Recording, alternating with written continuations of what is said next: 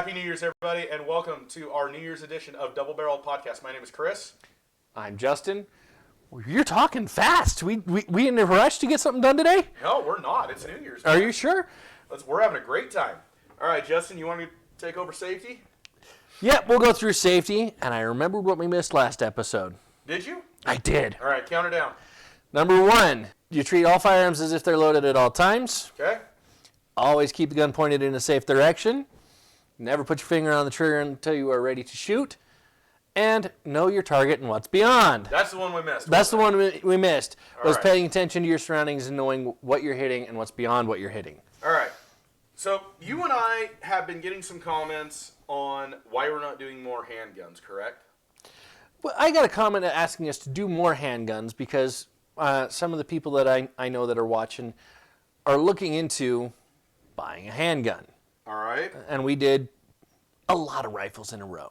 We did. I think we did, 3 or 4 in a We row? did 3 or 4 in a row. And we originally planned on going rifle, handgun. We didn't. Nah, we kind of got off topic. Well, you and I kind of have been talking for a couple weeks on a handgun to ring in the new year that would be not only an affordable handgun, but a good handgun for anybody at any level to own. Is that correct? Well, we've been talking about, the what would be good and inexpensive for everybody. Mm-hmm. As far as good for anybody at any level, that's kind of a... Open to interpretation? Open to interpretation. All right. But this one... This one comes straight out of your personal collection, correct? Is this an interview or a review? It's both. I didn't know I was going to get interviewed today. Anyway, yes, this one comes out of my collection. But this one is the first striker fire that I've ever owned. And I've likened it to a Glock in some respects.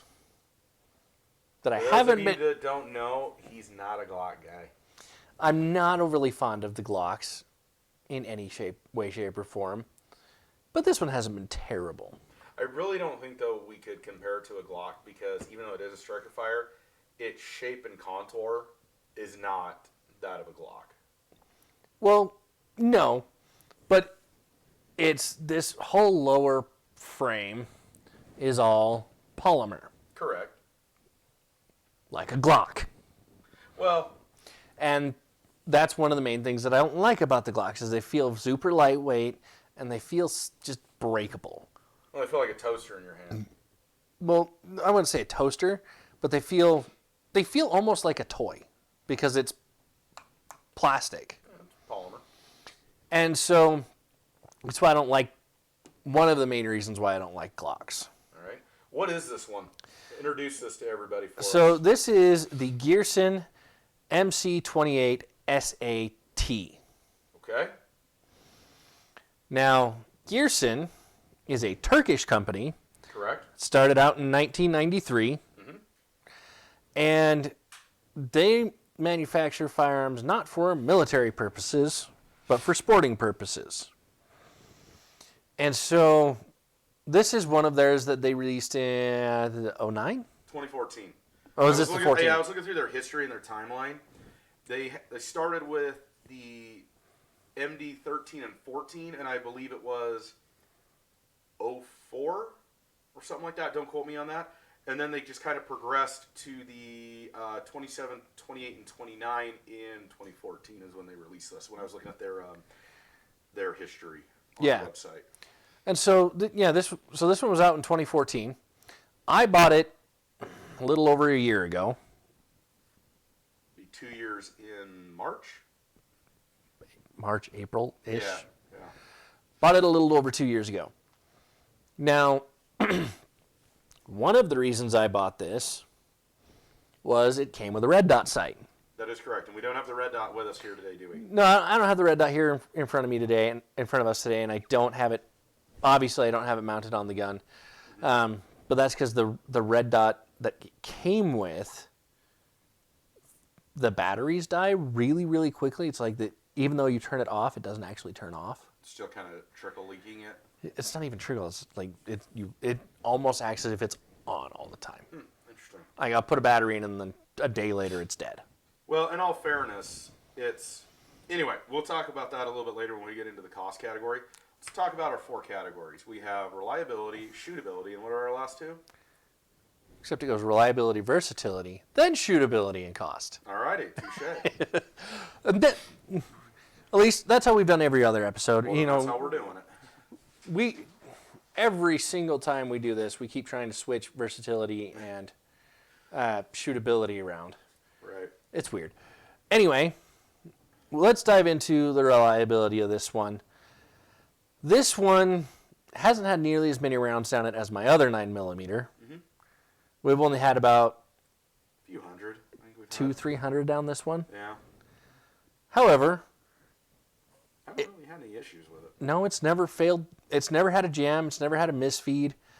It's never not worked. We did have a eject one where when it ejected, it kind of didn't claw in and grab the round all the way, and we kind of had a pinch right there. We did have one of those. You must have had that one because I don't remember that one. Yeah, we had one, and that's a common issue though with most striker fire handguns. You're gonna get one of those every once in a blue moon. I mean, this is my first striker fire handgun. It didn't happen to me, so I don't know about that. It's we were out in the field, and it just kind of it's a normal. I wouldn't call it a normal issue with semi-automatic handguns. It's not an unheard of. Well, no, it's not an unheard of issue. My other 9mm that has had a couple thousand rounds down it has never had that issue. I've never had an issue with that one either. Anyway, let's kind of talk about it. We haven't really, like you said, we haven't really had a ton of rounds down this. And for those of you that are new to the podcast, potentially, we score these categories anywhere from 0 to 5. And sometimes, yes, we get a little nitpicky and we go into the 0.5s or the 0.7s because there have been a few firearms you say that's nitpicky, but I think that's just being thorough. And we are being very thorough, but however, there have been a few where they've come really close to that 5. There's just we've had to get a little nitpicky, and they just haven't quite reached that. I wouldn't call it nitpicky. I'd call it being thorough. And I'd agree with that too. We want to give people an honest Absolutely review, an honest opinion.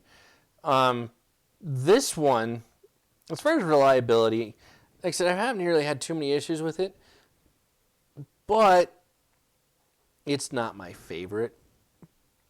Here's what's kind of interesting to me about this gun, and when I first held it, I was trying to figure out, okay, who did you clone? Because this is one of those firearms that you know that someone was cloned in this, and you and I and that's the thing is I don't know that anyone was actually cloned in this. Here's the thing though, what does the whole makeup of this gun actually feel like to you though? And I have this handgun. It feels like a Glock. And which other one? To me, it only feels like a Glock. However, though, its contour and design vastly resembles my FN509. No, it doesn't. They're vastly different. The 509 is better. I agree. However, it was just... What was interesting to me, though, is I was trying to figure out kind of what they tried to model this after. And it kind of feels like it was a... cross between the Glock and maybe like, the Ruger, the old Ruger SRs. Yeah, I know what you're talking about, but I don't think this one was intended to be a clone of anything. I don't think they modeled it after anything. I'm pretty sure this was their own design. And but unfortunately, handguns, there's only so much you can do, and then you start going into things that have already been done because there's a lot of handguns that have come out over the last 100 years.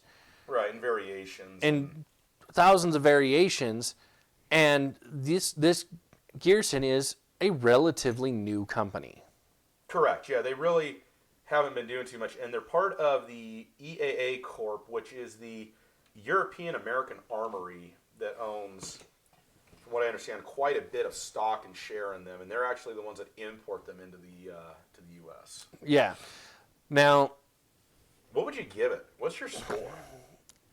honestly, on this one, it's going to get a 3.5 as far as reliability goes. Okay, why is that? There are a few factors as to why. Okay. One, there's a lot of play in the trigger. Man? As far as Okay, you're talking about the creep? there's a lot of creep in it. It's not as crisp as you would want it to be. Okay. And just the way that it feels.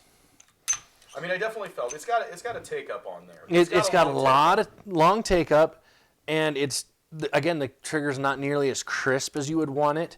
Okay. I've never had any issues with the trigger safety, but then also the way that this grip is done, it's not as textured as I would like it to be. Okay. For a field gun. And so as far as reliability, yes, it shoots everything. Yes, the safety works. Yes, it's ejected everything I've shot down it. But there are a few things on it that just, they give it an air of inferior quality. Okay. Which affects my reliability score. I'm going to give it a 4. And here's the thing.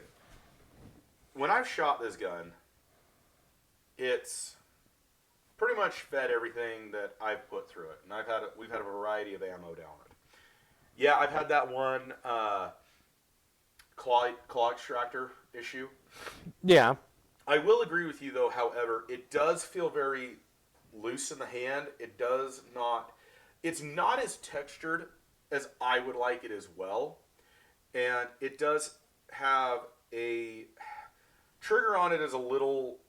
I will give you that. And the other thing that kind of gets a little interesting to me on this, for being a striker fire, and one huge thing that I personally look for in a striker fire is, okay, you have your uptake, you have your creep, and then you have your actual trigger pull, that snap, that crisp clean. But then you have, okay, my reset. Now that's a huge thing that I've learned to look for in striker fires, is it's not just the shot, it's the shot after the shot and after the shot, the reset. And this one does have a little bit of I feel like it has a very long reset. It does. And compared to something like the 509, the 509's reset is just kind of like, it's like that. Because for those of you who don't know, when you go to a reset, if you listen, you'll hear the click. And then you'll hear the trigger actually reset. Well, and if you're paying attention, you can feel it reset. Correct, yes. See, and I like one of my other handguns that is not a striker fire. My other 9mm is not a striker fire. That when we get to that one, you'll hear a lot about it because yes, you enjoy that. I very much enjoy that one. But the reset on that one is very quick, and it's very tactile. And yes. And the trigger pull is it's super light when it's in single action mode.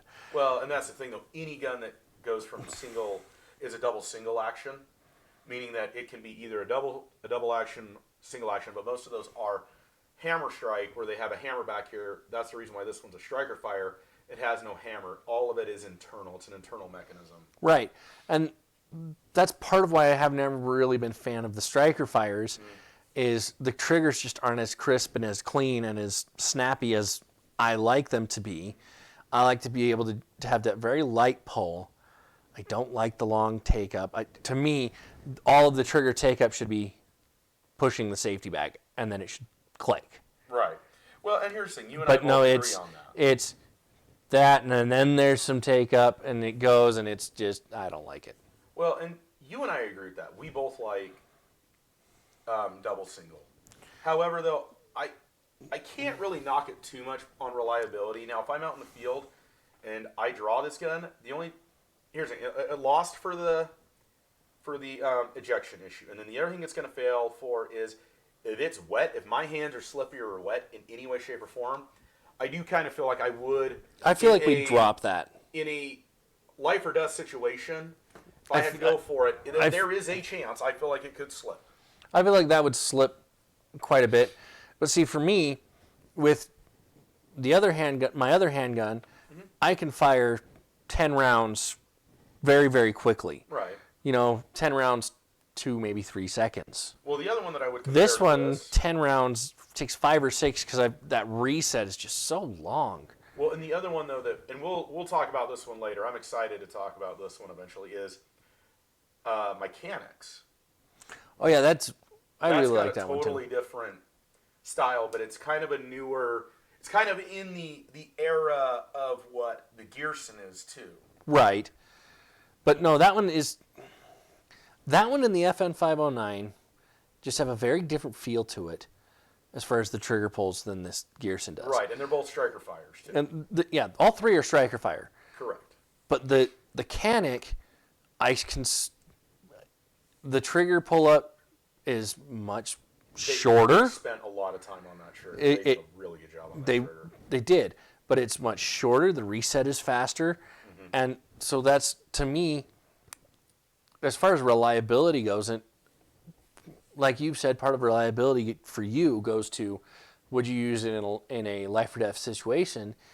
If I have to have that huge long reset between multiple rounds and I need multiple rounds downrange, why your brain's going a million miles an hour in this situation that you're in. Yeah, it would cause issues. If I feel like I have to pull and then straighten my finger out and pull and straighten my finger out, which is kind of like how I feel with this. I would agree with that. That's where a lot of my reliability fails on this is it's just all right here in the trigger and in the handle. Last thing I want to touch base on in reliability is accuracy. Obviously becomes a deal in reliability. I actually kind of feel like it's been a very reliable gun. We've been able to hit anything we've aimed at. Oh, no. And that's where it gets its points back in accuracy, is in the accuracy, because it's a very accurate gun. The red dot even was accurate when we had the red dot on. And that was actually fun. I enjoyed having the red dot on. I loved having the red dot on it. The only reason it's not on there now is because the battery dies really quickly, and I got to figure out what's going on there. But it's very fun with the red dot on there. It's very accurate. And so, and again, it feeds and fires and ejects each round. So it gets some points for reliability. But then the other half of the reliability, I feel like it lets me down. Well, let's move on to our next category, which is versatility, correct? Correct. 9mm. And does this, correct me if I'm wrong here, does this gun come in any other calibers than a 9? No. Oh, so we're stuck in the world of the 9 here. We're stuck in the world of the 9 here. All right. In fact, I was looking on Gearson's website at some of their other guns they manufacture, including 1911s, and all of them were 9s. Oh wow, okay, because I knew that Gearson had some 1911s out. They're all in the 9. All the ones that I looked at were in the 9. Leave a comment if they make any other models. We'll look in different calibers. We'll look deeper, but as far as what I saw on Gearson's website, you get 9mm. Interesting. Okay, well that takes us from this to. On this, you are very limited to. It does what a 9mm does. For you, I know that's not a lot because you don't believe in the 9mm. Well, hold on. The one I don't believe in is the 40 S&W. No, okay, so that's true. You need to back that up, because how many 9s do I own? Yeah, okay. He believes in 9mm for target practice. Well, and I believe him in self-defense, too.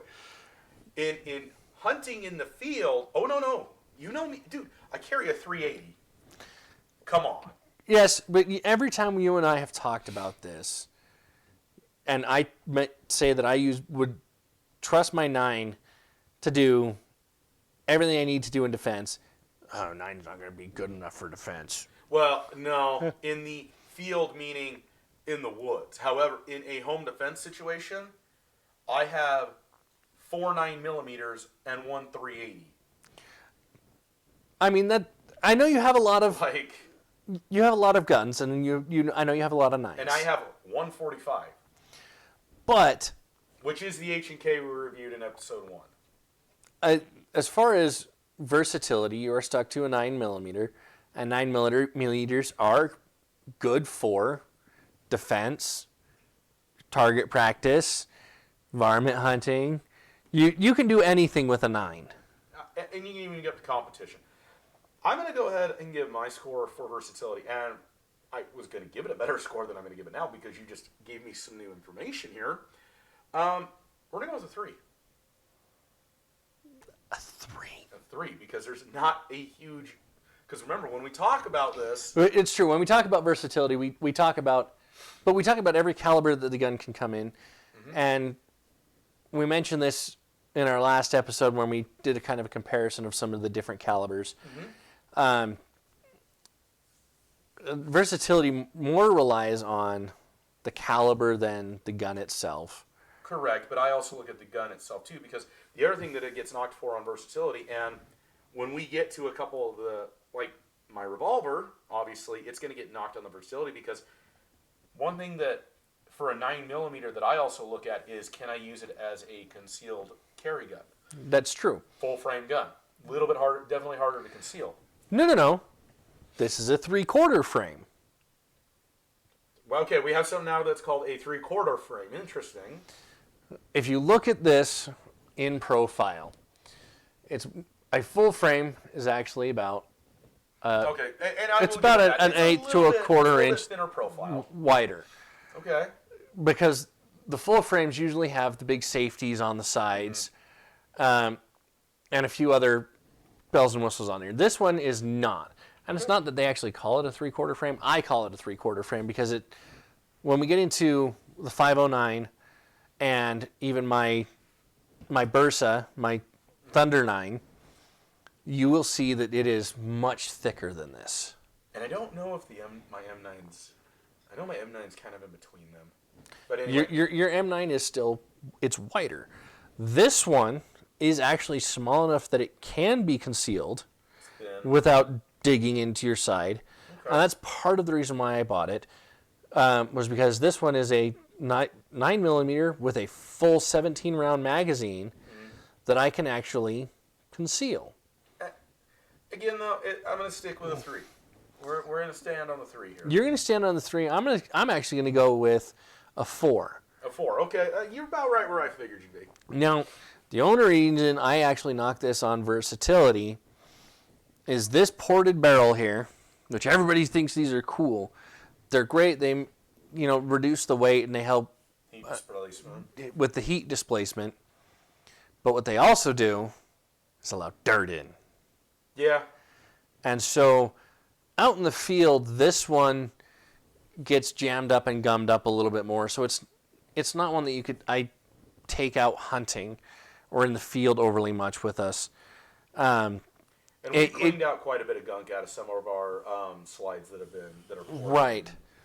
And so this is more of a range-only, round-town concealed carry type gun, which is why I don't give it a 5, as well as because 9mm I think does everything you need a handgun round to do. And here's the thing: what it was designed for, I think it does very well. Oh, it does. So let's get into the shootability category here. That 9mm, the 9mm are very well. 9mm are very, very, very shootable rounds. Mm-hmm. This gun, however, we talked a little bit about it in the reliability category. Mm-hmm. I think it falls down on shootability because of the giddy up and the reset. Here's the other thing though that I'm gonna give it some credit on. When I pick up this gun and I do this and I put it in my hands like this, for those of you who can see it, this gun sits very well in my hand, and the reason for that being that I like is it's got a very deep cut right in here. It gives my hand the ability to get in there and get right, and I feel rooted. My hand and my arm feel rooted to the gun, which is very important. It is, and I feel the same way.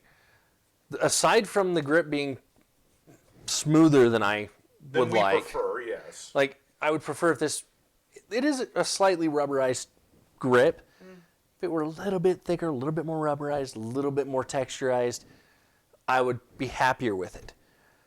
The whole part that fails on shootability for me is the trigger take up and reset.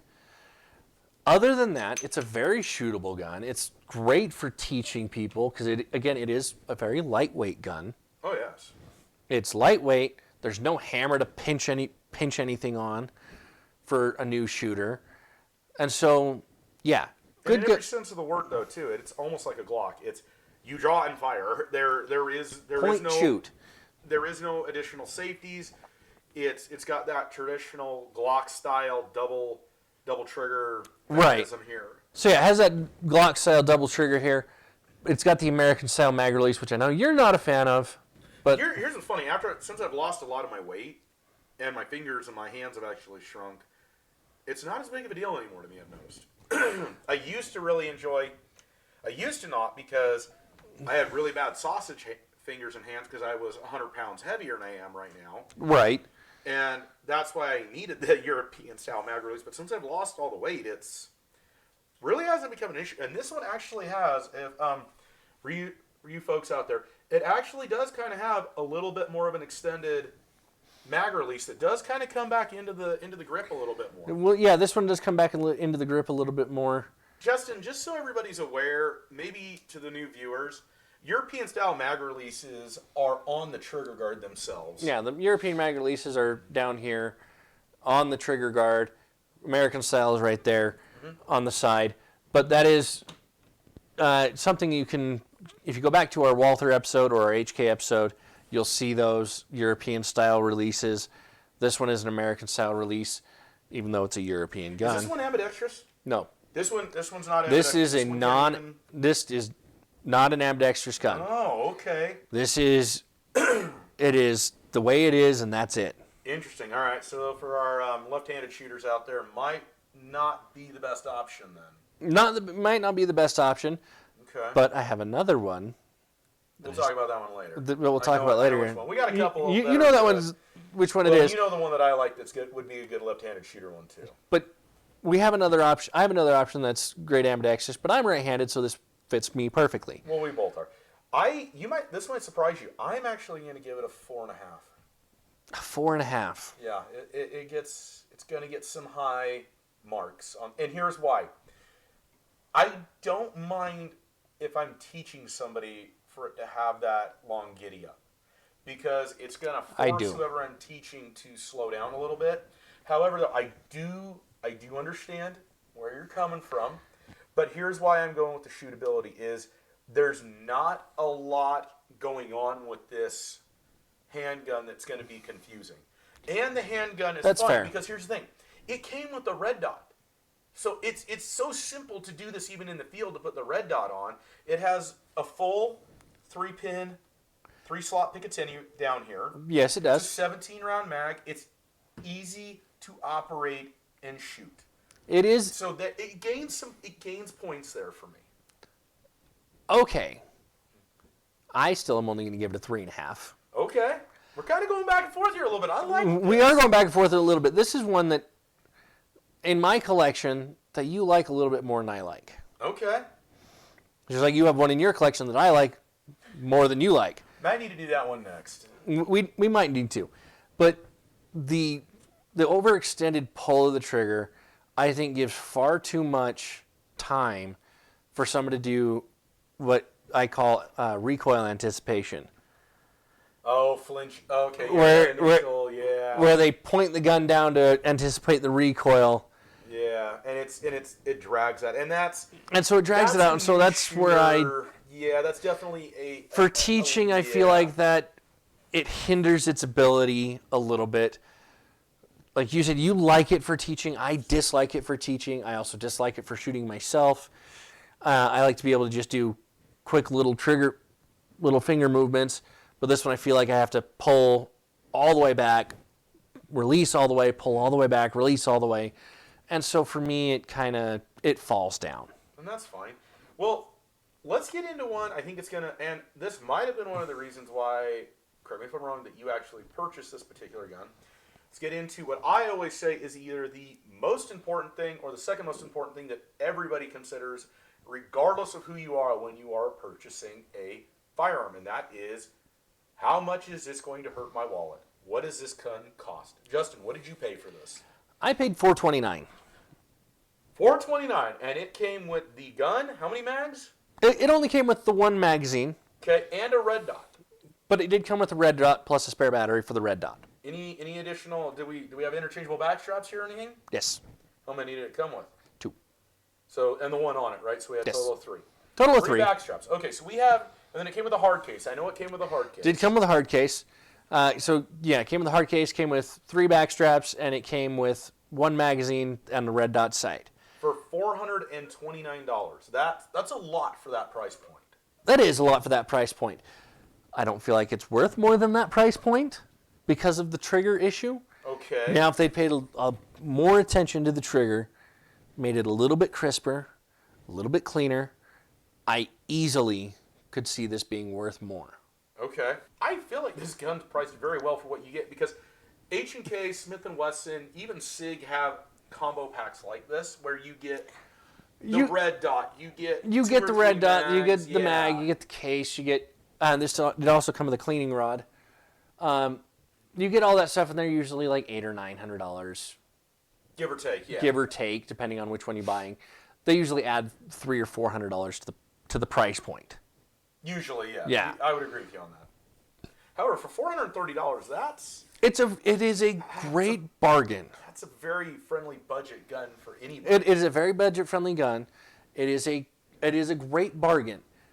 I just, with the way that the trigger is, I wouldn't spend more than about $450 on this gun, regardless of what come with it. The gun itself, I would have trouble spending more than that on because it's not as crisp and nice as I would like it to be. Okay. You know, yes, they gave me the red dot with the spare battery, and they're just little like watch 2032 batteries that you can find, but you usually have to go search the giant battery rack and where that. But it's a very common. A lot of households actually have that battery. It's readily available. You can get it at Home Depot, Walmart, anywhere, Target, anywhere that sells batteries. You're going to find the battery you need.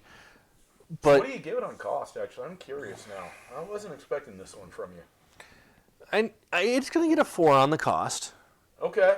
Because interesting. All right. The whole package together with everything that came with it, and knowing what I paid for it, but also knowing that another one of my guns was just a little bit more expensive than this and is so much nicer, it's going to get a 4. All right. You ready for mine? 5. 3.5. I know, I surprised him. Here's why. No excuse not for any gun nowadays, any semi-automatic handgun to only come with 1 mag. No excuse. Sure there is. That's number 1. Okay? Number 2, as we've talked about earlier on, the red dot has a lot of issues. It's a cheap red dot. However, though, I do feel like the gun is priced where it needs to be priced at. I personally wouldn't pay more than $400 for this gun. However, we're within a $50 margin of where it's actually priced where I believe it needs to be at. It's right on the money. Right. Seeing, we're knocking it on its cost. It does come with a lot of good stuff, even though the red dot is a relatively inexpensive red dot. But it's unreliable, and we're having issues with it. It's kind of that's why. At least the one that came with this one. Mm-hmm. They have since switched brands. Oh, okay, that's interesting. So the brand of red dot that I got with this one, I don't even remember what it is. Might be worth a phone call to them and say, "Hey, I got some issues." Maybe this is not. It is not the same brand as the new ones. The new ones, because the new ones are the. I think they're Peary. You know, it might be worth a phone call to them. Let's see how good their customer service is, and we'll report back. What do you think? It's been too long. It's been too long for us to go down that road. The other reason why it gets knocked, Justin, is I cannot remember the last handgun I bought, and I don't think I've ever bought a handgun that only came with 1. And I don't even know of one my dad has bought. Even the 1911s that he owns. I know of a couple that come with only one magazine. And usually they're 1911s. Well, no, I've seen several 9s that come with one. I just don't feel like in this day and age, with what manufacturers are doing now and the way the industry has progressed, that a single mag is acceptable. But that's my personal opinion, folks. That's just what I think. You know, and I almost agree with you, but I can see a reason for only including one. How much is an additional mag? An additional mag's only $20. Okay, so they're cheap. They actually are not charging what like Glock, FN, and even SIG are charging, because those are like anywhere between and Beretta, like those are around $50 a clip. Yeah, those are like $50 a magazine. These ones they're only $20. Okay. They're not super expensive. How are these though? I mean, I haven't ever had any issues loading this thing. I mean, it's just it's not a really stiff spring, but it's a decently. It's stiff enough that I've never had it the magazine not feed properly. Mm-hmm. The magazine's actually been, in my opinion, the most reliable piece of the gun. Oh, that's good. It's solid. Right. And so, well, this one, we kind of flip-flop, but here's the funny thing though, Justin. We both gave it a 15. We do both give it a 15. We literally went back and forth on something, but we ended up at the exact same score. We did. Which is rare. Well, the exact same overall score is not as rare. Kind of like our Walther episode where we literally were No. Walther, we gave it same score, every category, and agreed on everything that was said. That's what I'm saying. We were in sync through the whole thing. We have disagreed and flip-flopped. However, we came out at the end. We came out at the end on the same score. But we did, the way we got there, very different. Absolutely. Now, here's my next question that I think we need to answer for everybody out there is, would you recommend purchasing this gun at the $430 to people? That's kind of, I feel like, the big enchilada surrounding, the elephant in the room surrounding this individual weapon. Here's the thing. Yes and no. If you are a brand new shooter, no. Okay. Yes, it is easy to use, and there's nothing complicated about it. And it's, you have, there are 4 controls on the gun. Okay. You have your mag release, your slide stop, your slide release, and your trigger. That's it. Correct. But the way that the trigger functions, I feel like, is just enough that a new shooter is going to struggle with it. Okay, what about an intermediate shooter? Intermediate shooter, yeah, buy it. It's fun. Okay. I'm going to agree with you in a very similar fashion. However, in this budget category, where we're talking $350 to $450, 2 others that really stand out that I feel blow this completely out of the water. I agree. However, for a one that I consider this a 3/4 frame, mm-hmm. It's concealable, where the other one of the other ones is not. The other one is, because it's a 3/4 frame too. The other one, the one of the 2 that you're thinking of is also, mm-hmm. but the other one is not. But this one, yeah, I'd still. This one's kind of one of those ones we recommend it, at the same time we don't, and we know that's confusing. If you are a brand new shooter, don't buy it. I don't. If you're an intermediate to experienced and you're just looking for something maybe a little different, something a little unique, something maybe just to go have some fun with. That's where I'd go with it. Is something to take out to the range, have some fun with, that you can shoot repeatedly for extended period of time without overheating the barrel and the slide. Right. Because the porting does what it's supposed to do. It helps disperse the heat really well. So yeah, in that respect, sure, buy it. It's fun. It's a fun little gun to shoot. Oh yeah. And the other thing too, though, is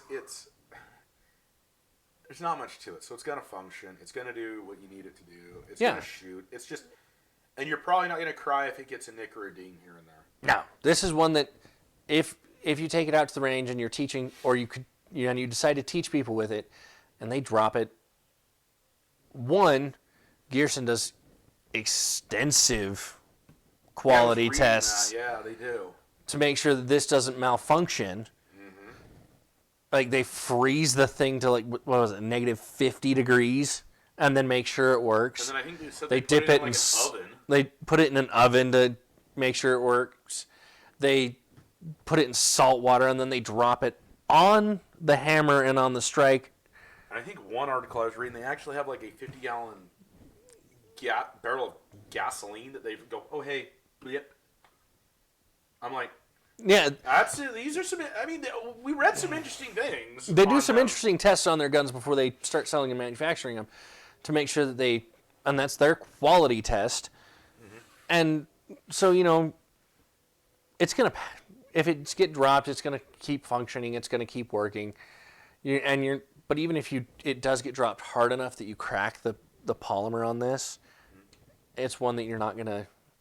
Well, and Gearson probably sells new lowers, and they're probably pretty inexpensive. Most likely. Yeah. You're not going to be heartbroken if something happens to this one. And that sometimes is actually a very good thing when purchasing a firearm is we're out there looking for something, okay, we just kind of want it to be more of a workhorse, and if it gets a nick or ding and beat the crap out of it, we're not going to have an issue over it. And that's where my other one. Yeah, well, you beat someone to death with one of those, so that's a good thing. Anyway. He shines. That's one that... Do we just need to do that one next? I think we might just need to do that one next. Get him out of the way. Get him out of the way. Because you're chomping at the bit. Oh, dude. I'm sorry. He's one of my favorite handguns that I have ever owned and used. That's all right. Well, folks, Happy New Year's. Giving you something to think about on the Gearson. It is a good little gun if you're to add to your collection for plinking around, playing with, and even teaching somebody to shoot. You just have to be aware of that trigger issue. Mm-hmm.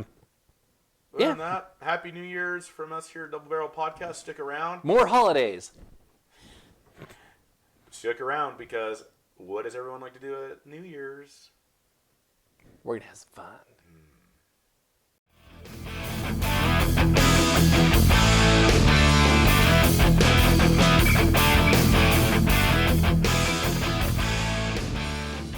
Hello, everybody, and welcome back to the Double Barrel Podcast, second half of the episode. And it is still New Year's here at the Tombstone Tavern, and we are going strong. As always, my name is Chris. I'm Justin. You have so much energy today. And is that a problem? It's New Year's. Yes, it is a problem. Why? You're just going to bounce off walls, and you're going to hit glasses we got hanging up on the ceiling above us. You're going to spill our liquors. I'm worried. We have got some awesome things, though, here for New Year's. I get that, but I'm still worried. And you got freaky on me. I didn't get freaky. Is it Friday? No. Okay. I'm not. I didn't get freaky. I've always been freaky. You're scary. I'm just weird. That's true. Anyway. I think for you and I, we got to be weird. All right, Justin. I'm excited. And we have got... I'm worried. We've got total opposites here, man. I am a little scared. They're not total opposites. Dude, we're going from one end of the alcohol spectrum to the other here. That's not true. He's kind of in the middle. Did you ask him that? No, but normally we have a vodka, which is clear and I was going to say white, but clear and white. Clear and distilled in and not aged in barrels. Right. And then we go to a brown that is distilled and then aged in barrels. This one's aged in barrels. And so he's he's red, so he's kind of halfway between the two. All right. Well, I think you went first last time, so... Well, I did. Let's go first this time. All right. But first... You're right. We missed something. Go ahead and tell them. Don't drink and drive. Remember, it's New Year's. Don't do it. Ride-share programs and taxi services are usually giving rides for free. Don't be stupid. Never do it. Also, never mix your guns and your alcohol. Not safe. And I've got the bin number 27 Reserve Porto from Fonseca. So it is a port wine, It is actually, so in the world of wines, and this is going to be our first wine on the episode, this is classified as what's known as a dessert wine. Yeah, and we'll talk more about that in a minute. But let's start with your bottle that's still in the box that says "Made with Pride in Orkney." Yep, Viking. Vikings rise. I'm pretty sure Orkney's in Scotland. So this is actually a... I mean, it says Viking Honor on there. Yep. This is Highland Park 12-year. This is their entry-level single malt Scotch. They have a 12-year, 15-year, 18-year, and then they have some special blends that you can buy at airports for the international commuter. Okay. Well, let's open this up. Now, I don't know a great deal about these guys. I know they've been around since like the late 1800s. I could be wrong about that, actually. I think it does say on the box somewhere.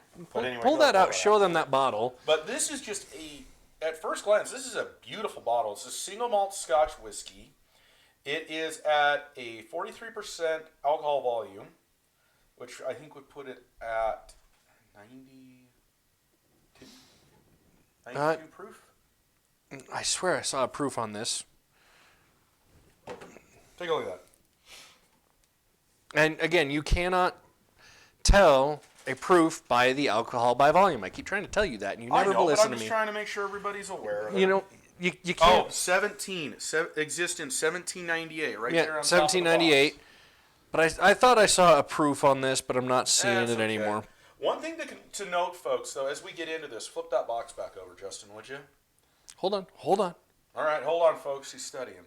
And I was right. It is from Orkney is in Scotland, which, I mean, yes, the Vikings did go to Scotland. They're more up north. But you think Vikings, you think Danes, Norwegians, Swedes. Right. Well, here's something. So one thing we always talk about with the brown liquors, meaning the Scotch and the bourbons, is that what is supposed to be on the nose doesn't always transfer to the palate, and what they say is supposed to be on the palate doesn't always make it to the palate. And But this one... No, I want to ignore what they tell us right here. Well, I want to compare it, actually. I want to say... But I want to ignore it for now. You want to ignore it for now? I want to try it, and then we'll flip it over, see what they say we're supposed to get, and see if we actually get what they think we should. I like it. All right, folks. And just so everybody knows, never had this one. We're going to put the box over here so we can't see it. This is initial tasting for both of us. But I've been wanting to actually get this, and I apologize, folks. I have a little bit of a itch in my eye here. Well, quit getting covered in glitter. Yeah, I tell my wife that. For those of you that don't know, my wife's on TikTok. She is huge into glitter, and she looks very pretty in it. I mean, she does look great in the glitter, but you're just covered. Not really. No. You've got a few specks here and there. It's all right. I guess I just got a sparkling personality. Sorry, I want to. No, I want to smell the cork while you're talking and pouring here. No worries. Ooh. Definitely getting some like winter spices. I think what is that? Banana bread? I get a smoky scent. I got the peated in there. The smoke from the peated, yeah. But then I smell. It's fruity.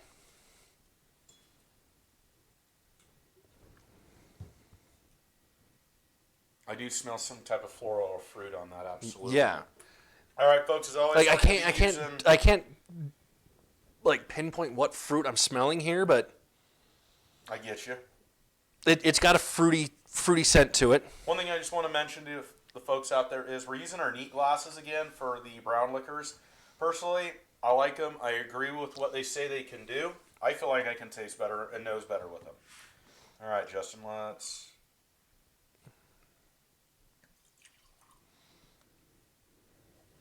Did I pour weird on that one? No, you're good. I just... From the angle, it looked like you poured me like twice as much as you poured yourself. Well, remember, these are the bigger ones, too, so they're not they are.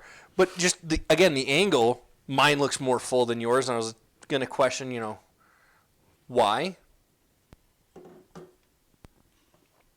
All right. Peach. Is it peach you're getting? It's peach I'm getting. I'm getting smoke, peach, I'm getting the smoke. I'm definitely getting a fruit, but I can't really. a little bit of vanilla. I'm getting the peated vanilla. I almost want to say it's like a honey. Almost, I'm getting to like a smoky Yeah, honey, that's kind of the other one that I'm. All right, let's go in for that initial.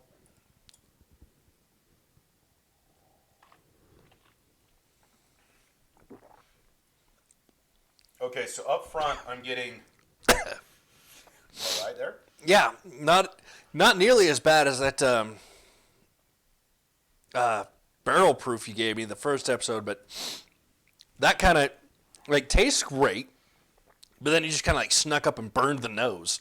So the initial taste I got like some fruit up front, but it was kind of like a winter spice deal, kind of like a cinnamon, nutmeg, allspice type deal going on there. And then on the back, it rolled off. I got that peated smoke. I got a lot of the smoke and more burn than anything on that initial taste. Kind of the same thing, kind of getting those winter spices. Less heat of the smoke on there, but there's the smoke right there. Ooh, the smoke kind of came through. It kind of comes in at the end like the Johnny Walker Gold label does. But it kind of comes up through there. It's like it kind of rolls. I got fruit there. I don't know what fruit it is. I can't put my finger on it. To me, it tasted like peach again. That peach flavor came back, but then I do get a lot of like the nutmeg and the winter spices that come through on there. See, I got honey on that one. Still the peated smoke. Very, very smooth, though. See, in this one, unlike that barrel proof you gave me on episode 1 that darn near put me on my butt, that took 5 hits to get smooth, this was smooth by hit 2, and very smooth by hit 3. Hit 3, I got a lot of upfront honey, and then followed up by that smoke. So, and I know you talk about the bourbons need to bring you kind of on a journey. Right. This one kind of does that. It does, and I'm very satisfied with what I'm tasting. Like this is a pleasant surprise, actually. I'm very glad I got it, actually. This is a good one. I do get the fruity notes kind of maintain their way through there, and like I said, to me it tastes more like peach than any other fruit. And I can't put my finger on that fruit for me personally. But that's just what I get is it's a peach, vanilla, and a little bit of honey on there. Now, let's see what they tell us we're supposed to get. All right, real quick though, folks. It's New Year's. We got a little excited. We jumped the gun a little bit. Here are our categories on how we score and rank our. We did jump the gun a little bit. Do you want to? Why I'm making our mixed drinks here? So obviously we start with taste and aroma, which is what we just did. We haven't given our scores yet, but we'll dive into that in a moment. And then we do drinkability, which addresses in a mixed cocktail, would we drink it alone? Would we drink it at an open bar without taking cost into account? And then we talk about, cost of the bottle, whether or not we feel like it's worth the cost of the bottle. And then we dive into kind of our overall thoughts on the liquor itself. And again, folks, this is all based on a 0 to 5. Much like on 0 to 5 and anywhere in between. Now, any guesses on what they tell us we're supposed to taste? I've already read it, so I want you to go ahead. And I when I bought it, I was studying it. They tell us we're supposed to taste honey-drenched oranges, winter-spiced fruitcake, and floral peat smoke. Now, we both got the smoke, and we both got honey. Mm-hmm. Neither one of us identified oranges. We got the winter spices. But we did get the winter spices. So I got a lot of that cinnamon, nutmeg, clove type. Cinnamon, nutmeg, clove. But for me, it says oranges, but I didn't get the oranges at all. Neither did I. To me, it tasted more peach than orange.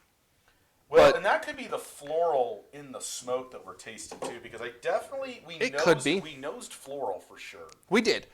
And I went ahead and made us some whiskey sours for this, because I kind of, after tasting that, I kind of went...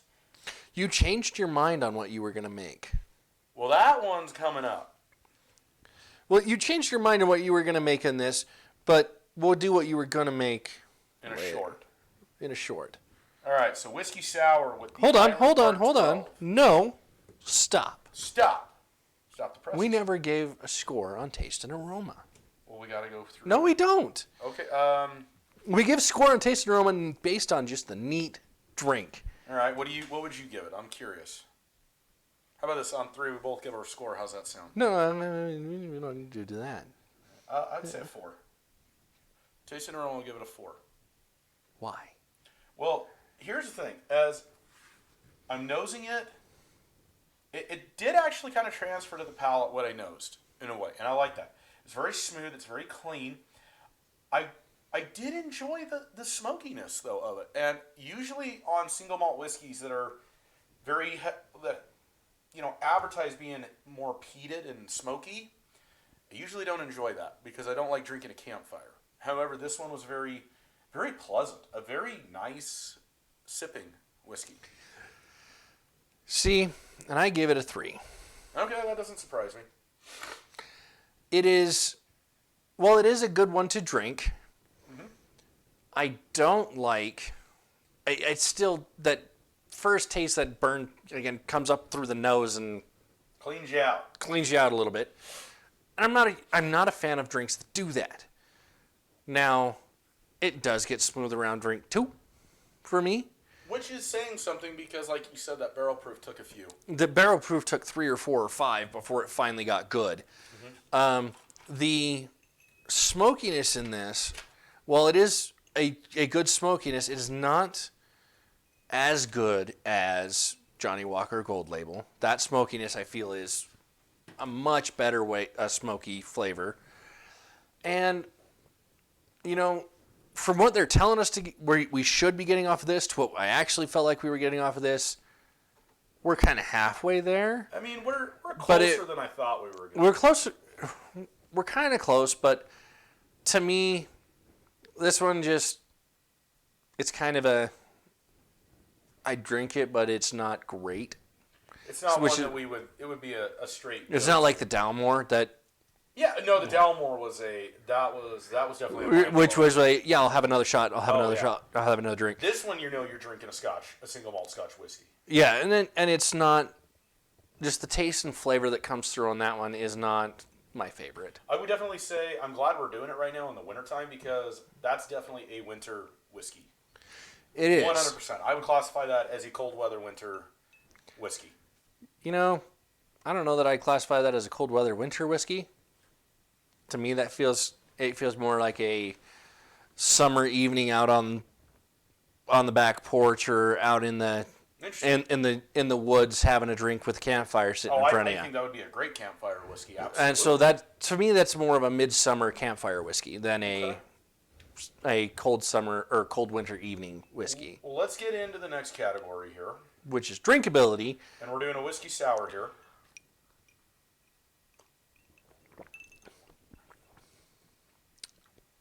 Mixes well.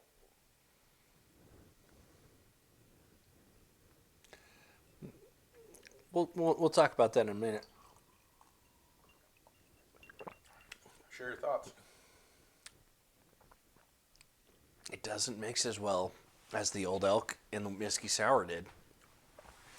The Old Elk that we did in our last episode, I felt made the whiskey sour taste absolutely phenomenal. In this one, smoke forward present it's very round. It's very smoke forward, and then the rest of the flavor of the drink is just drowned out by the whiskey sour mix. This tells me right now that this is not a mixing. This is not a cocktail whiskey. No. This is a whiskey that you drink neat and neat only. Maybe over the rocks. I think we could do this one on the rocks, but this is not a mixing whiskey. This is not a mixing whiskey. Which is okay. There are a lot out there that just don't. There are a lot of things out there that you don't mix. Mm-hmm. Like this port, for example, in my head, Shouldn't be mixed, but we're gonna. When we get to it. And this one just, it's not a mix-in whiskey. This is a drink it over on the rocks. That's it. Here's the thing, though. In its defense, any whiskey's defense, if we're saying that it only should be drank neat or over the rocks, It doesn't mean it's bad. That's a huge compliment to the whiskey itself. Well, I think it depends on, it's a compliment and a negative. Because drinkability...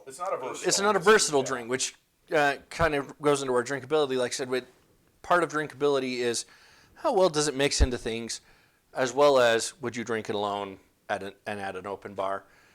Personally, it's going to be second, third choice as far as drinking at home by myself. At a bar, again, it's going to be second, third choice. What would you give it? He's going to get a 3.5.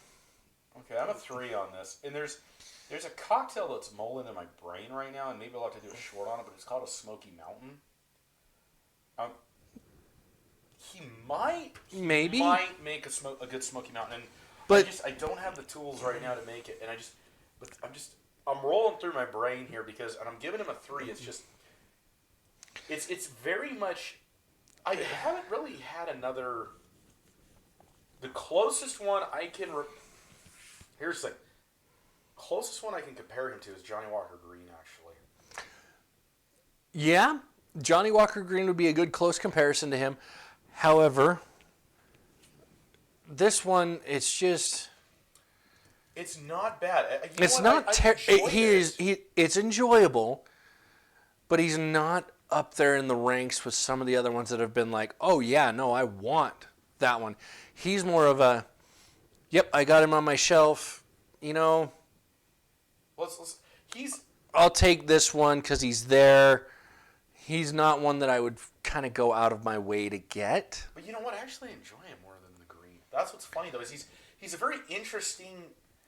Neat, I enjoy him more than the green. He has more flavor neat than I feel like the Johnny Walker Green label does. Depth to him. I'll give it that. It does have a good depth to it.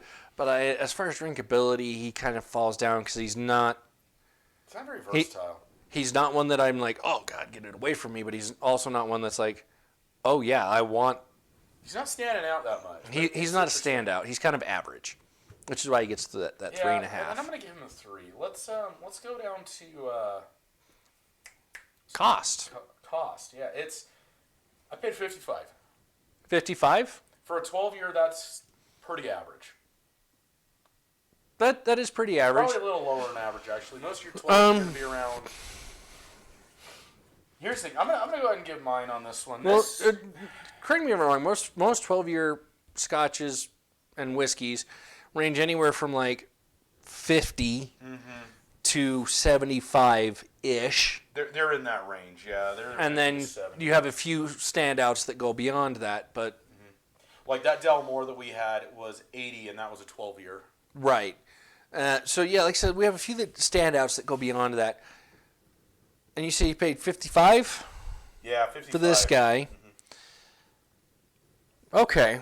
I mean, I'm going to give him a 4 because he's not, I think he's right where he needs to be, actually, for a 12-year.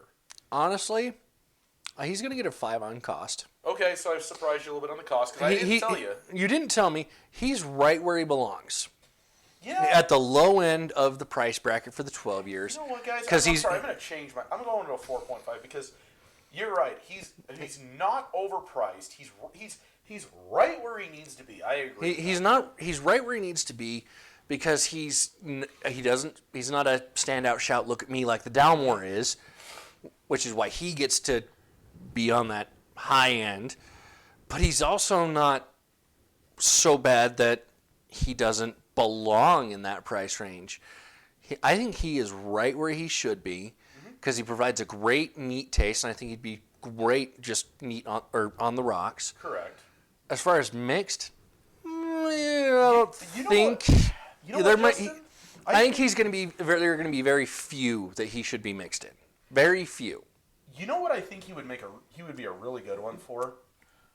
you're hosting a party, you're hosting a small get together with some very close friends or some people that you want to impress. All right, I think for the money, he would be a really good gathering whiskey.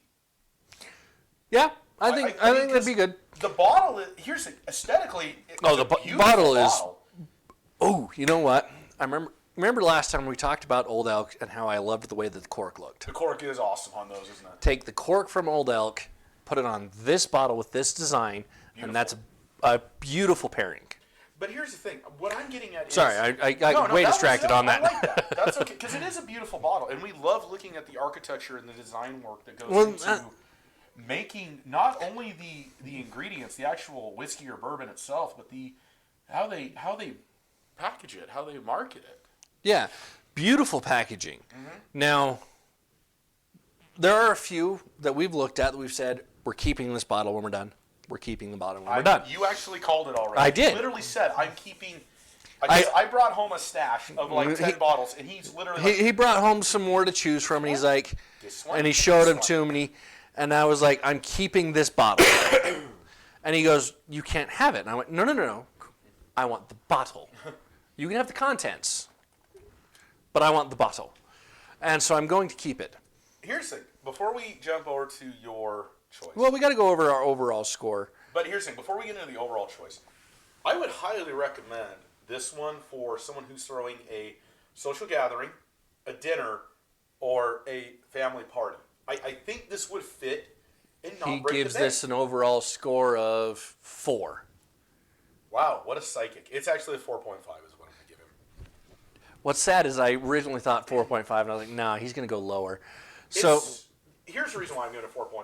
It's priced right where he needs to be. It's not a blow my mind Scotch whiskey single malt like some of the ones I've had. However, though, it's very enjoyable. It's palatable. It's good. And here's the thing. I think by saying I think it's definitely it can be a winter, but you're right. Sitting around the campfire after you're out camping, you're out having fun, hiking around or something. I agree. It fits a lot of. It can be used in a lot of applications. I'm sorry, I stumbled there a little bit, but it's a neat whiskey though, or a over the rocks whiskey. It's not a mixing whiskey. It is not a mixing whiskey. And I know there are a lot of enthusiasts out there, a lot of whiskey, Scotch enthusiasts out there would say, Chris, you committed a sin for mixing a single malt to begin with. Well, I'm sorry, but we try. Well, that's why we do it. Yes. This is one that I would not recommend mixing. I wouldn't recommend mixing this. However, I am going to make a smoky on it, though. I am going to try that. I think we should. I will say this one is a good sit-around gathering, share with friends, share with family, sipping whiskey that you would sit with a glass over the rocks or neat and just sit and drink and enjoy your surroundings with, because it is a very good plain whiskey. It's not knock your socks off amazing, but it's not some of the ones that I've gone, you know what, I had one drink of this, I don't want to touch it anymore. Well, and get it away from me. You're evolving in this world rapidly, because for you to give... I'm joining into this world rapidly with what we do, but at the same time, I still very, very much prefer my clear world to your brown world. And that's okay, but however, if you notice something though, Justin, you didn't really give it a much different rating than I did. No, I didn't. But this guy, he is a very good by himself, enjoy it by itself whiskey. What's your overall? Overall, see, now I guessed close to yours. All right, I'm going to say you're giving it a 3.5. You're wrong. What are you giving it? He's going to get a 4. You're giving it a 4. I am going to get a bit of a 4, because overall, he's priced, like we said, right where he belongs. Mm-hmm. He is exactly where I think you should be spending the money on a bottle like this. Now, on top of that, I do like ones that you can mix and throw things in, and they're my preference. Well, this one you can't, but it also does a great job neat, and so that's where I think he does he excels and he's fine getting a 4 overall. Now, here's where this kind of gets a little interesting here, folks. I've looked at the 15 and the 18 year. The jump, cost-wise, does get substantial. And this is why I went with the 12 year first and not the 15 or the 18. The 15 is $110. So double the cost. Double the cost. The 18 is an additional like 50. And that's where I'm a little hesitant now to go with a 15 year in the Highland Park. However, I'm not saying eventually I might not. Well, I'm sure eventually we will try it. Yes. But it is one of those that the way that this drinks, it makes it hard for me to even justify jumping double in price to get that additional one. 3 years. And to get another 3 years of age. I'm not sure that additional 3 years of age is going to be worth the extra money. And I could be wrong. And one day I think I will decide to try it. Like I said, one day we will try it, but for right now. All right, let's kind of take a look and let's kind of tally up the scores here and see what we. Yeah. So we've done it again. We are having an awesome New Year's here, folks. We're half a point off of what we did on the gun. 15 and a half. We're at 15 and a half for both of us on this one. So it's fair to say that it's a solid purchase. It's an okay. It's solid purchase, but it's not a preferred purchase. Correct. I would say it's definitely. I think this one's going to find its way on our shelves occasionally. I would agree with that. Yes. It's not one that we're going to be keeping stocked. Well, and here's much like Terramana, Johnny Walker Gold, Elijah Craig, the Grey Goose, where we keep them on our shelves constantly. This one's going to be it'll fall off the shelf, and then in a little while, you know what? That was good. Let's get that back on the shelf. Here's what's funny to me about this one, and it's not a very advertised or talked about whiskey. I've never heard of it. I had to dig on this one a little bit. It's not like a Johnny. It's not like your normal mainstream single malt Scotch or blended Scotch whiskey. Right. It's not like a Dalmore or anything like that. It's this one. To be honest with you, you know what really caught my eye on it is that it was the design on the bottle. No. Oh, the Viking. The Viking honor. That it has a Nordic background. That they say it's made by people of a Nordic Viking descent. Okay, which I can see because it's made in Scotland and the Highlands, and that's where a lot of the Vikings landed on the British Isles. And the design really did kind of draw me in, but I did some research on it before. It's got high marks. And they really don't have a major lineup like Johnny does. Their lineups kind of stayed the same for the last X amount of years on the research I've done. They have a 12, 15, 18. Then they have like 3 or 4 bottles that you have to buy at the airport. And next time I fly, I'm kind of curious to see what those even go for. I would see what they go for. I wouldn't pull the trigger on one yet because I'm not sure how about it. It depends on the price. Anyway, I think we've talked Highland Park 12 year to death here, which is good because, again, the more you know. Yeah, the more you know. Like my project manager says, the more you know. Anyway, let's switch gears to... Dude, we got trashed on that. Well, let's see. It starts out filled to here, and it's now filled to here. All I know is, folks... And I remember dropping it to here. From here to here, I don't remember. Okay, I'm going to tell the story here. Justin came over. Hold on. Go ahead. I want to... So this is a Fonseca Porto, bin number 27. It's actually a reserve batch. Okay. Now, the Fonseca Marines, they had a special reserve kept in bin number 27 that they kept for the family. All right. This is basically a replica of that reserve that they kept in bin number 27 that they have then now made available to the public. Market, yeah. Yes. And so I'm not huge on wines, so I don't know a lot about Fonseca. Well, here's the thing. It's a port wine. It's classified, and I don't know an excessive amount about wine. I enjoy wine, but it's not really my forte. However, I already know what it smells like. We've had too much weed. We have, but you gotta smell it for the folks. I'll smell it in the glass. Here's the thing. Port wine is classified as a dessert wine. It has a higher alcohol content, and it's supposed to have a sweeter aroma and a sweeter taste on the palate.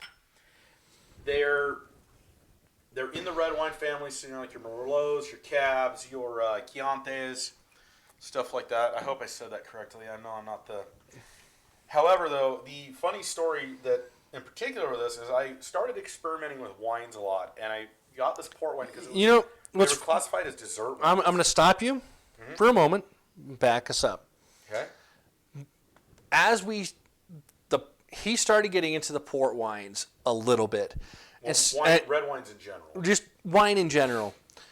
And in his getting into the wines, he looked at it and he went, this is where the beginnings of the idea for the Double Barrel podcast began. Correct.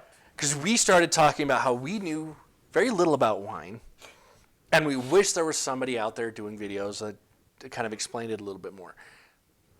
I didn't prepare very well and get us the info that I should have had for... You just decided to go weird. You went on script on this one. I did. I was going to grab a vodka, and then I was like, you know what? I just, spur of the moment, changed my mind. And that's okay. But this...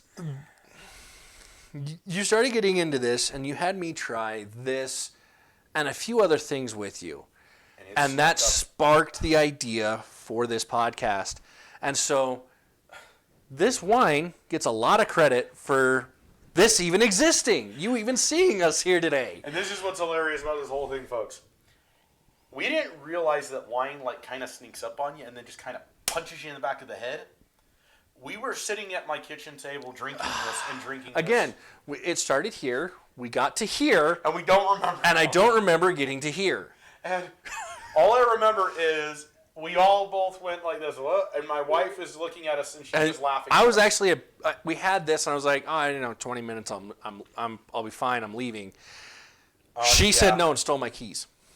Dude, you and I couldn't even get off our bar stools. I could get off the bar stool. I just couldn't stay there for long. And that's the funny thing about wine, folks, is it does sneak up and punch you in the face. It does. Now, tell me aroma. Getting the alcohol, the higher alcohol volume. Very fruity, like a red grape, raspberry, sugary. And I took my initial sip on it. I did too. You say higher alcohol volume. This is actually only a 20%. Most wines are usually lower, from what I understand.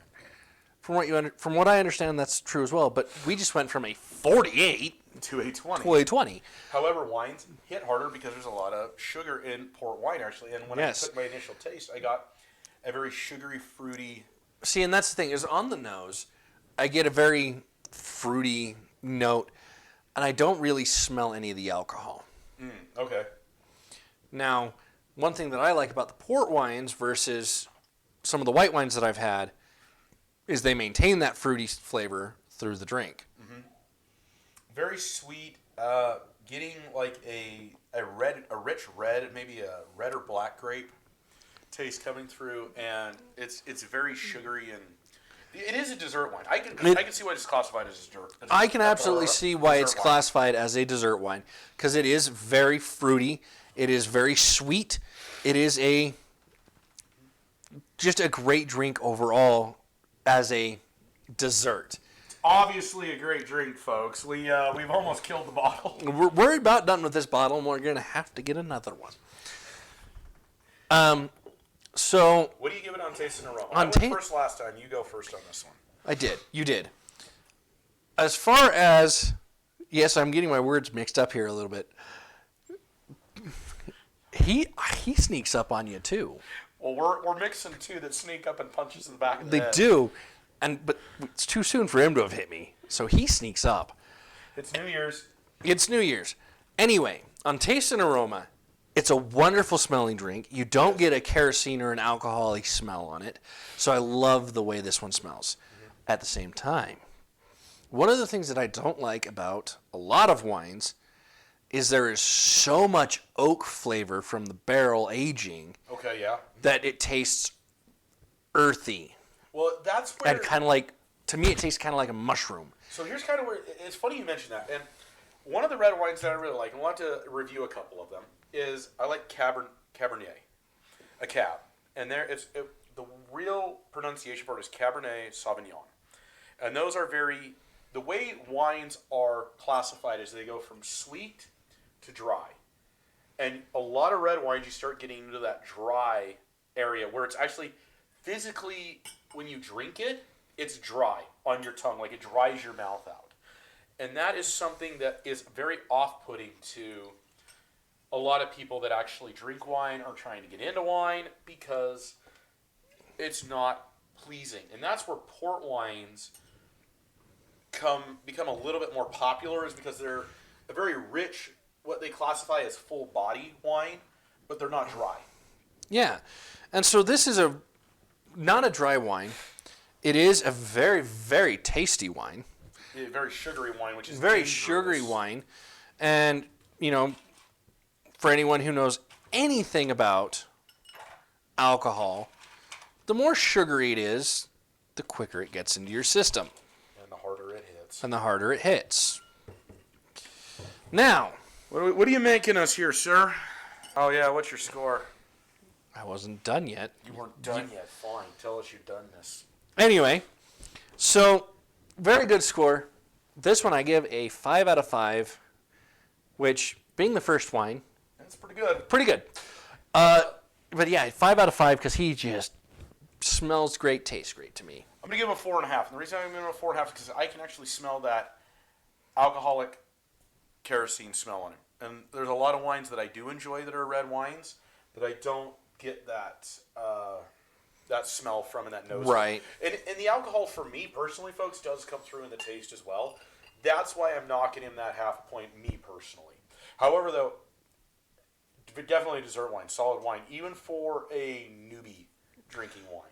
Oh, if you're trying to break into wine, totally recommend it. Yeah, they're good. And they're very good with steak, and red meats are what they are paired with very well. Because you got to talk about pairing when you talk about wine. Oh, what are you pairing it with? You pair a red wine with red meat and a white wine with white meat. Sorry, that's pretty much how it goes. I know. I kind of mocked wine drinkers there, and okay. I'm sorry to wine drinkers. There's just not something I do a lot. They're probably laughing at you, going, "Yeah, you're right," and we're laughing at you because you two are getting schnookered right now because you're. It's sad that I don't drink much wine yet. I know what they pair with. Well, here's the other thing that these pair well with too, though, is they actually pair well with pie and cake. This one, I think, pairs well with social gathering where you're just talking to friends, hanging out with people. Yep. This, I think, is a beautiful wine for that. What'd you make us? So I made us some red sangria. All right.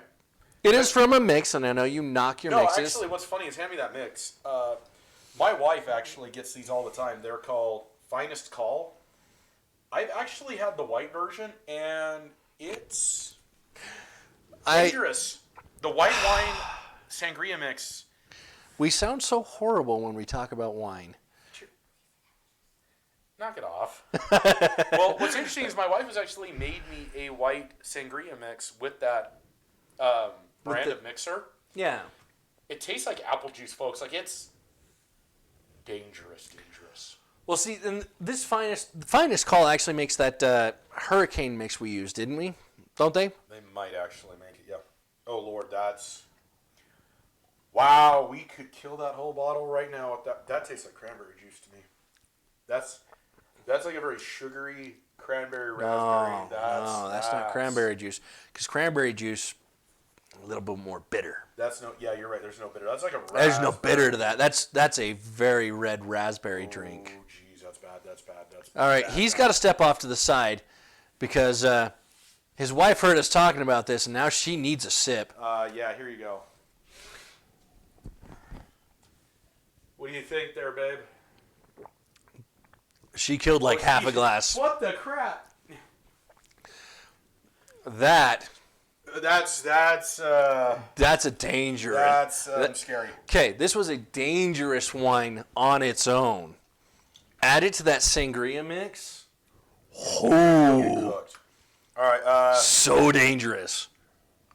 Drinkability, I give it a 5. I'm not even gonna mess with that one. We're not even gonna. We're not even gonna try. 5 out of 5 I can't even. all day. I can't even try to mess with that one. That's a total 5 out of 5, folks. He mixed so well. That was unfair. As I said earlier in the episode, it's a wine.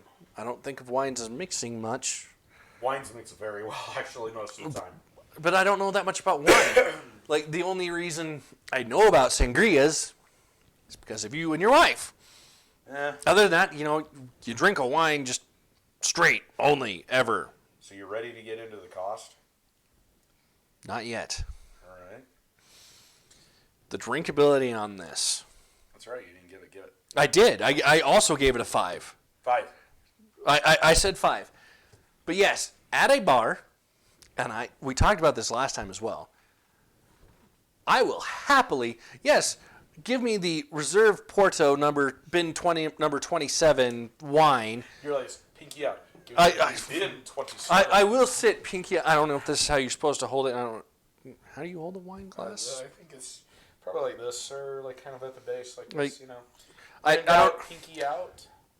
So many wine drinkers out there are going to watch this, see us holding these glasses We're gonna wrong. get the flagpole.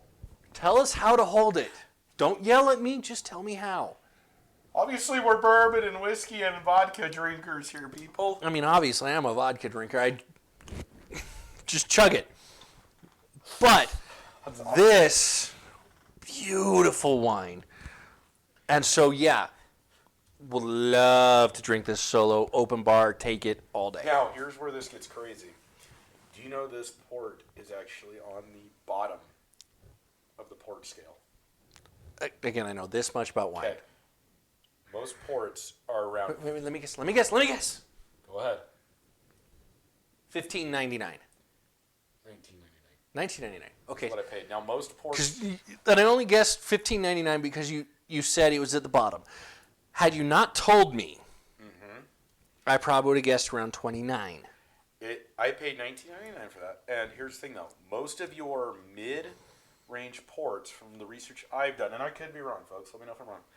You're around 50 plus. There are some ports that get into the hundreds. Well, see, from what little I know about wine, I only ever hear about the $100, $200, $300 bottles that people are like, oh no, you have to buy old and expensive to get good. Wrong. Well, my wife, if you talk to my wife, and she has proven me wrong many occasions on this, so I actually bought a bottle of red wine. It was about $40, okay? I got it home, I tried it. It tasted like total garbage. Like, it was bad enough to the point where I actually dumped it down the sink. My wife's like, if you spend more than $20 to $25, you only need to spend $20 to $25 on a good bottle of wine. We went to the liquor store later that week, and she said, here, try this one. And we'll review this one later on. It's Coppola. Actually, for those of you that know what Coppola is. It was $25, $30. I have killed at least one bottle of that. My wife absolutely knows more about wine than I do, and she was 100% right. However, I would love to eventually try a bottle of wine that matches some of the bourbons that I've bought, but at the end of the day, any bourbon that compares to $20, that's gut rot. You're after one thing. But here's the thing. You're not after one thing just based off the $20 price tag. With wine, I agree. Well, with vodka either. Yeah. Hey, Grey Goose, you can get a small bottle of Grey Goose for $20. That's fine. We'll go there. Yes. It depends on the type of liquor and experience you're going for. That is very now, true. this provides a wonderful experience that I think even my wife, who is not big on... I think she would enjoy that, yes. She is very much a fan of the fruity drinks. Oh, that would make... And I absolutely think she'd kill a bottle of this. You know what? That actually would make it really good. It would make an awesome hard fruit punch bowl. Oh yeah. That would make. Oh yeah. That would make it awesome. That'd be more dangerous than just this alone. So here's what I'm going to guess. You're giving that a 5 out of 5 on cost. Oh, yeah. $20 a bottle for a drink that is just beautiful the whole way through. I agree. It's a 5. I don't think we need to touch too much more on cost. It is what it is, and again, it does well. I thought it was going to be like $30, not $20. I'll say $20, and you can find it for $20 all day long. That is a normal price for that bottle of wine. So, yeah, absolutely. Overall experience, what you got? I haven't said a damn thing bad about this the whole time. 5 out of 5, folks. There you go. It's a 5 out of 5. This is going to get just 5s across the board. I'm going to go 4.5 personally. You know, I got to question why. It's the kerosene and the alcohol punch, drinking it. See, and That's where it rolls different on the palate. It rolls different on the palate. Now, I'm wondering, because, again, vodka gives a lot more of that kerosene, hairspray. It's not as, I don't get the hairspray. No, that's but the thing. I don't you get a lot more of that kerosene hairspray / burn from the vodkas than you do any of the Correct. browns, really.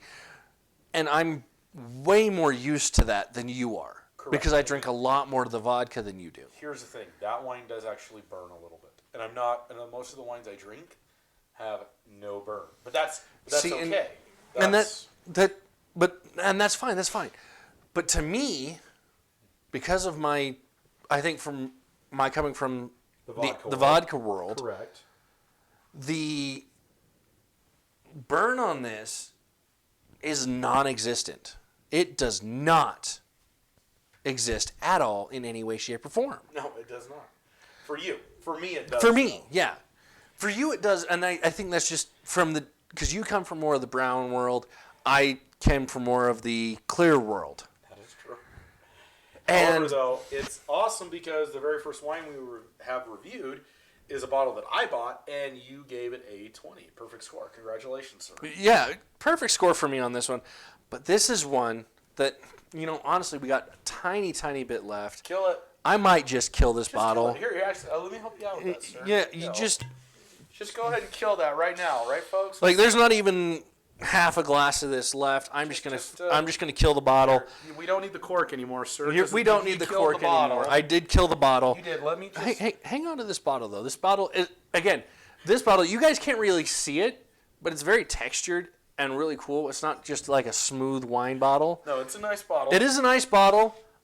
I do want to hang on to this one. Then hang on to that. Can I please have the cork back? Yes, you can have the cork. I'm just sticking it in there to keep track of it, and we'll wash it up. I'm going to take this bottle, sir, and I'm going to because we're going to wash the bottle and the cork. So just set those off to the side for us. For you, okay? But yeah, I am going to kill this in the rest of this because beautiful. Go ahead. And then, folks, while he's drinking that. So you gave it a 19 out of 20, and that's which is, I think you've given, remembering back, you've given one perfect score that I remember. I think I've given 1 or 2, and you're right. I remember one. This is the second or third that I've given. You're right, and I'm a little bit more. And it's not that you're more critical than I am. It's just, again, the different backgrounds. Correct. Because there are a few things that we disagree on the way that it hits and it touches our palates. I think I gave the Dalmore a perfect score. The Dalmore got a perfect score. Yeah, definitely got a perfect score. That's the one I remember you giving perfect score. I don't remember another. Elijah Craig a perfect score too. No, I think you gave the Elijah a 19 as well. Okay, well that's fair. I could be wrong. Well, go back and look at Elijah Craig episode and tell me if I'm wrong. But anyway, yeah, he gets close to perfect, which is great. Good. So, well, go ahead and kill that, and I'll send us off here. Well, okay? I am going to kill this, but we'll be back shortly. Happy New Year's, folks. From us here at Double Barrel Podcast, we hope you had a great year, and we look forward to seeing you all in the new year. Be safe, be smart. Happy New Year. Hey, before you leave, call a cab. And like and subscribe. Exactly. Have a great night, folks. Love y'all.